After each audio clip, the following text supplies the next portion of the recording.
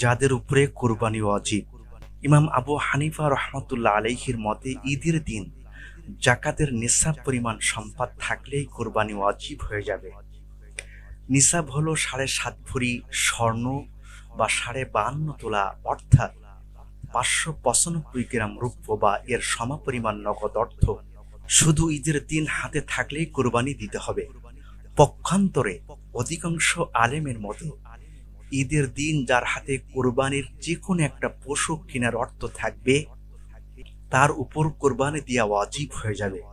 রাসূল সাল্লাল্লাহু আলাইহি ওয়াসাল্লাম বলেছেন, যে ব্যক্তি কোরবানি করার মতো সচ্ছলতা অর্জন করলো অথচ কোরবানি দিল না, সেজন্য আমাদের ঈদগাহে না আসে।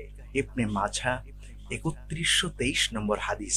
উক্ত হাদিস দ্বারা দ্বিতীয় পক্ষ দলিল হচ্ছে যে নিসাব পরিমাণ হওয়া শর্ত নয়, বরং একটা পশু কেনার মতো ক্ষমতা অর্জনই যথেষ্ট, আর এটি মত হিসাবে অধিক শক্তিশালী। প্রিয় বন্ধুরান, আমরা এই হাদিস দ্বারা বুঝলাম যে কোরবানির একটি পশু কেনার মতো সমর্থন যদি কোরবানির দিন কারোর থাকে, তাহলে ওই মানুষটার উপরে কোরবানি ওয়াজিব হয়ে যাবে। ওই মানুষটা কোরবানি দিবে। আর ওই মানুষটা যদি কোরবানি না দেয়, আল্লাহ নবীজি বলেছেন সেজন্য আমাদের ঈদগাহে না আসে।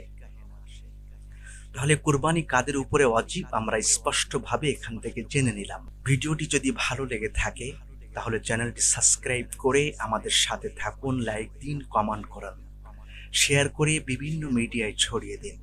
আপনাদের সকলকে ধন্যবাদ। আসসালামু আলাইকুম ওয়া রাহমাতুল্লাহি ওয়া বারাকাতুহু।